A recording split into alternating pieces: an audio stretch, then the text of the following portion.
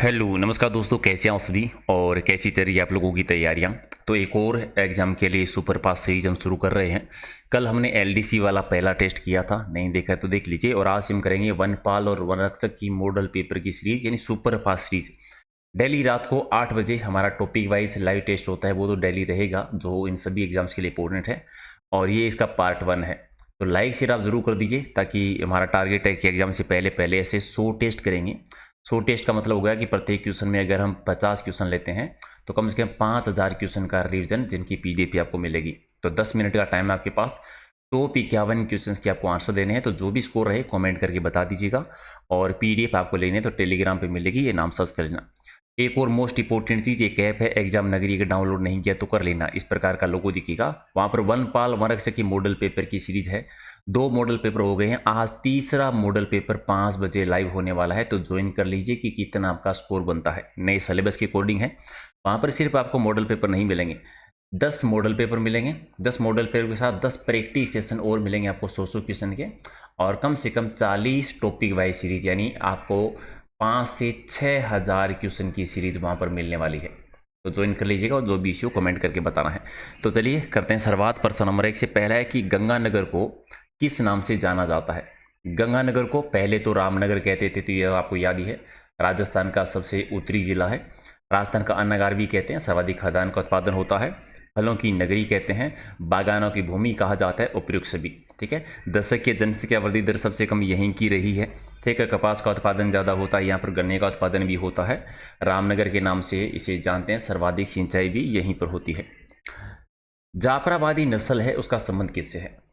जाफराबादी नस्ल जो है वो किसकी नस्ल का नाम है। भैंस की नस्ल है। तो राइट आंसर आपका बी हो जाएगा सही आंसर। और स्थिति के अनुसार युग्म अन्य से भिन्न है, उसकी पहचान कर 3 किसी न किसी प्रकार से समान है, एक अलग है। अलवर भरतपुर दोनों पास पास में सीमा टच होती है, सही है। बीकानेर गंगानगर ठीक है। जैसलमेर जालौर का आपस में कोई संबंध नहीं है। डूंगरपुर बांसवाड़ा वागड़ जिसे हम कह देते हैं, तो अलग जोड़ा है, वो 3 नंबर है आपका। तो आपको बताना है कि इनमें से जिलों को क्षेत्रफल की दृष्टि से अवरोही क्रम में सेट करना है। अवरोही क्रम का मतलब हो गया कि बड़े से छोटे तक आपको लेके जाना है। तो इनमें से सर्वाधिक एरिया है वो किसका है। इनमें से नागौर का सबसे ज़्यादा एरिया है, तो पहले में आना चाहिए 2। नागौर के बाद उदयपुर का ज़्यादा एरिया है, फिर 3 कर दीजिए।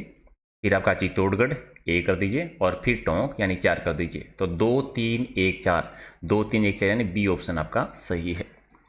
अलग अलग पर्वत चोटियां दे रखी है और सामने आपको उनकी ऊंचाई दे रखी है, तो मिलान करना है उसी क्रम में। सबसे पहले है हरबा चोटी। हरबा चोटी 989, तो पहले में आपका 1 हो जाएगा। दुसानिया 957 मीटर। टोडगढ़ मध्य अरावली में आपका 933। सज्जनगढ़ उदयपुर में 938, यानी 1 2 3 4 सही है, तो पहला ही ऑप्शन आपका ठीक है। और डांग क्षेत्र किसका भाग है। डांग क्षेत्र की रानी करौली को कहते हैं, यानी करौली के पठार का हिस्सा है, तो बी आपका सही। और रे मिट्टी किसे कहते हैं। कलर मिट्टी किसे कहा जाता है। ऊसर मिट्टी किसे कहते हैं। ऊसर भूमि यानी जहाँ पर उत्पादन नहीं होता है। ठीक है। तो ये कहते हैं लवणीय मिट्टी के नाम है सारे के सारे। लवणीय मिट्टी का जो विस्तार है राजस्थान में, वो सबसे ज़्यादा है बाड़मेर में और जालौर वाले एरिया में। हालांकि ऐसे नहीं कि इनके अलावा कहीं लवणी मिट्टी नहीं है। बाड़मेर में है, जालौर में है, गंगानगर है, कोटा है, पाली वाले एरिया में भी इसका विस्तार है।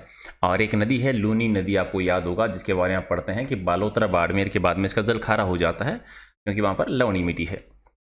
तालाब या खड्डों में पानी व दलदल सूखने पर ऊपर जो उपजाऊ मिट्टी की परत जमा हो जाती है, उसे क्या कहते हैं। कोई भी तालाब होता है या खड्डा होता है, वहाँ पर पानी भरा हुआ होता है, दलदली जमीन होती है, सूखने के बाद में जो परत जमती है, जहाँ पर जगह मिट्टी के ऊपर परत जमती है, उसे क्या कहते हैं। उसे कहते हैं पणो, यानी 1 आपका सही।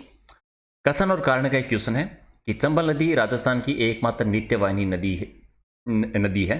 तो ये सही भी है। वैसे माही नदी भी नित्यवाहिनी नदी है, लेकिन क्वेश्चन पर डिपेंड करता है कि ऑप्शन किस प्रकार के हैं।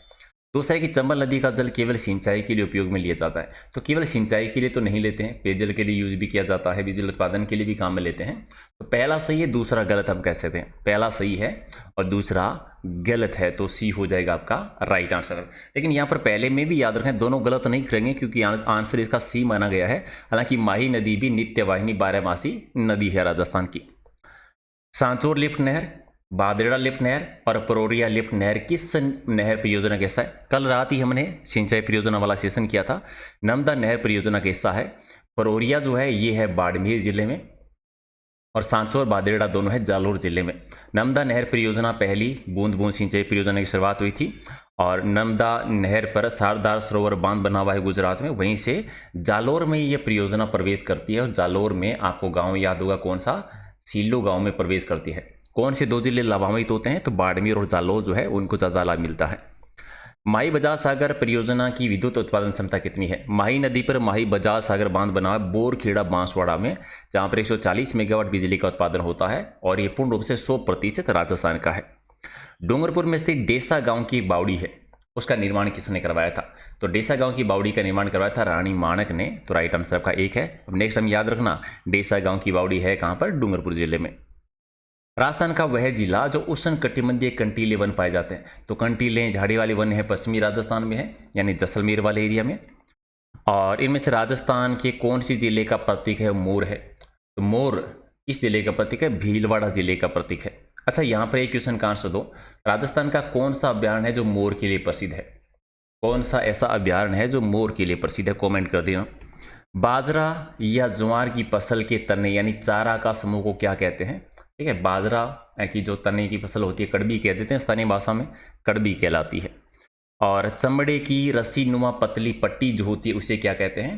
तो चमड़े की रस्सीनुमा पतली जो उसे कहते हैं बादी कहलाती है स्थानीय भाषा में, एक आपका सही।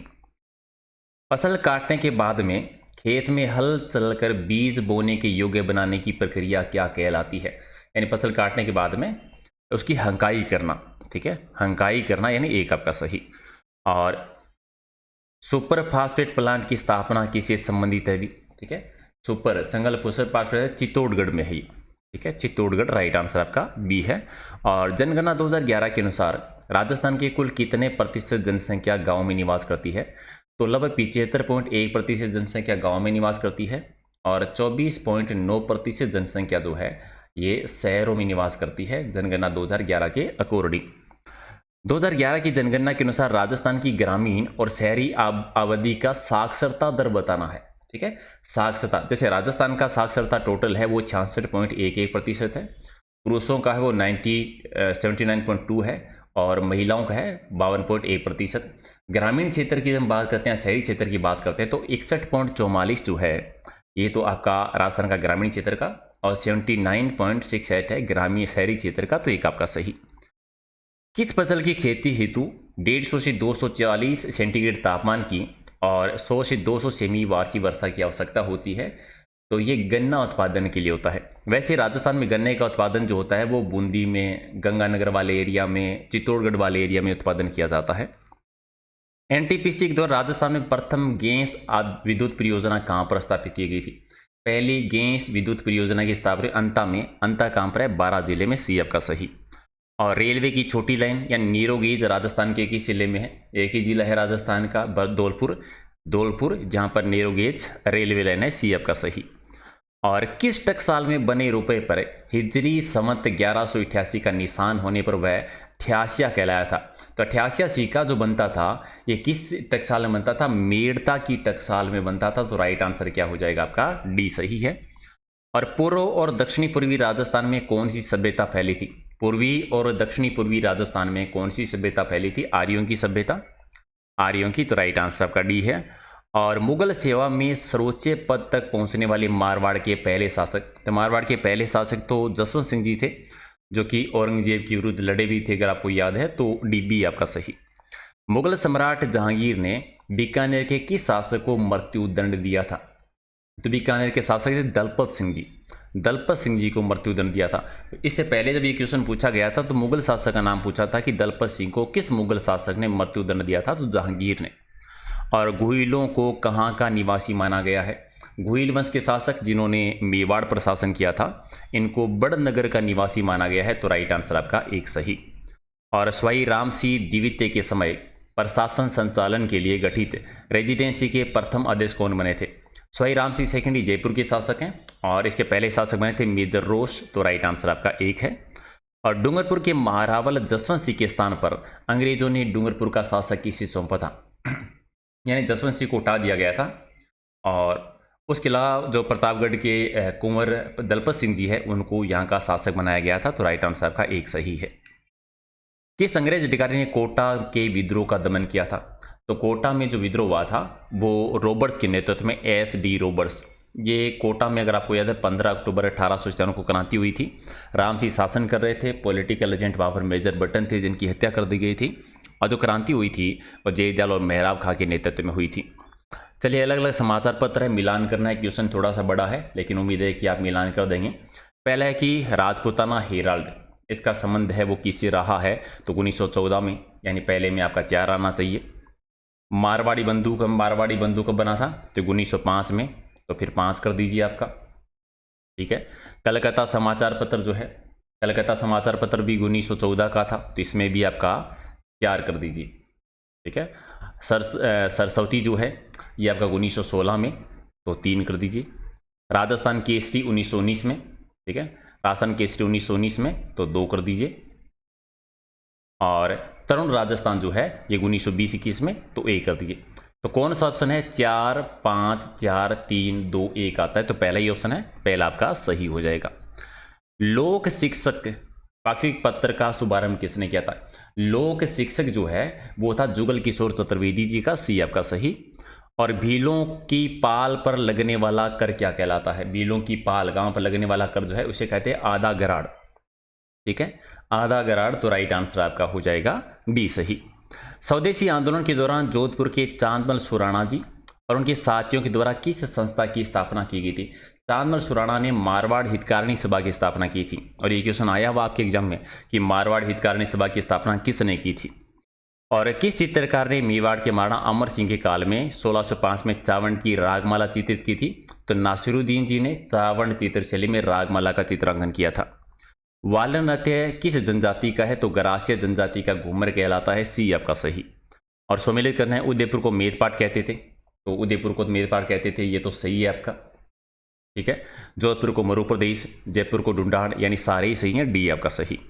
कजली तीज के दिन बालिकाएं और स्वागन स्त्रियां जो है किस वृक्ष की पूजा करती है, तो नीम की पूजा की जाती है, नीम की, तो राइट आंसर आपका बी हो जाएगा।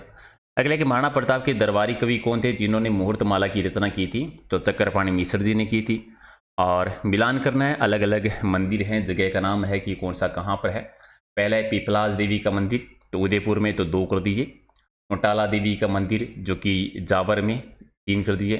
ठीक है, और जावर माता का मंदिर जो कि चित्तौड़ में, और जोगणी माता जो कि राजसमंद में, तो 2, 3, 4, 1, यानी पहला ऑप्शन का सही हो जाएगा। रीजनिंग मत लगा देना, जावर माता जावर वंश। चरणदास संप्रदाय किस संप्रदाय के ज्यादा निकट है, तो निम्बारक संप्रदाय। तो निम्बारक संप्रदाय की मुख्य पीठ है सलेमाबाद में, सलेमाबाद अजमेर में है, परशुराम जी ने स्थापना की थी। और चरणदास जी की मुख्य पीठ है दिल्ली में। कंजर जनजाति का जो मुखिया होता है उसे क्या कहते हैं, तो कंजर जनजाति का मुखिया पटेल कहलाता है, यानी बी आपका सही। और कौन सा जोड़ा सही नहीं है, मेहरानगढ़ दुर्ग है जोधपुर का, सही है। जूनागढ़ बीकानेर का सही है।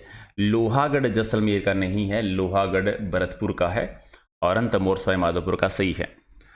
1638 में ख्वाजा मोइनुद्दीन चिश्ती की दरगाह पर शाहजहानी मस्जिद का निर्माण किसने करवाया था, शाहजहानी मस्जिद का निर्माण करवाया था शाहजहां ने, बी आपका सही। और छितर प्लेस के नाम से किस भवन को जाना जाता है, तो छितर प्लेस के नाम से उम्मीद भवन को जानते हैं। एक्चुअल में छितर पत्थर का यूज हुआ है तो उसे छितर प्लेस भी कहते हैं। पंचायतों के लिए गठित राजस्थान वित्त आयोग संविधान के किस अनुच्छेद के अंतर्गत है, तो वित्त आयोग का गठन है 243 जय के अकॉर्डिंग, यानी पहला ही आपका सही। और पंचायती राज व्यवस्था को किस संविधान संशोधन के द्वारा संवैधानिक दर्जा दिया गया था, तो पंचायतों को 73वें संविधान संशोधन के अकॉर्डिंग। सम्मिलित करना है, एक बार फिर से आपको मिलान करना है। पहला आपका दिया हुआ है बैजनाथ धाम, तो बैजनाथ धाम में शिव जी का मंदिर है, तो 2 कर दीजिए। सारनाथ जी का जो है ये बुद्ध के द्वारा शांति का प्रथम प्रवचन स्थल है, तो ये कर दीजिए। सारनाथ में बुद्ध जी ने पहला प्रवचन दिया था। दिलवाड़ा के जैन मंदिर के लिए प्रसिद्ध है। और बद्रीनाथ जी का जो है वो विष्णु मंदिर है, यानी 2, 3, 1, 4, 2, 3, 1, 4, यानी पहला आपका सही है। और इनमें से कौन सा मंदिर खजुराहो में नहीं आता, चित्रगुप्त का है। दशावतार का मंदिर वहाँ पर नहीं है, तो राइट आंसर बी हो जाएगा। तो ये आपके 51 क्वेश्चन है, एक क्वेश्चन कोई बीच में छूटा होगा तब ये 52 हुए हैं। तो 51 में से जो भी आपका स्कोर बना है कमेंट करके बता दीजिए। पीडीएफ आपको टेलीग्राम पर मिल जाएगी जिसका लिंक है प्रहलाद सारण सर के नाम से। और रात को डेली 8 बजे लाइव टेस्ट होता है, तो वो तो ज्वाइन करना ही करना है। एग्जाम नगरी ऐप डाउनलोड नहीं किया तो कर लीजिए, जहाँ पर आपको वनपाल के मॉडल पेपर की सीरीज मिलने वाली है। तो वहाँ पर ऑलरेडी 2 टेस्ट हो चुके हैं, तीसरा आज 5 बजे होने वाला है, तो रेडी रहिए। और रात को 8 बजे क्लास होगी, उसमें हम टॉप 5 बच्चों का जिक्र करेंगे जिन्होंने इस टेस्ट को टॉप करने वाले हैं, जो ऐप पर होने वाला है। तो कर दीजिए लाइक शेयर और मिलते हैं अगले वीडियो में। Thank you.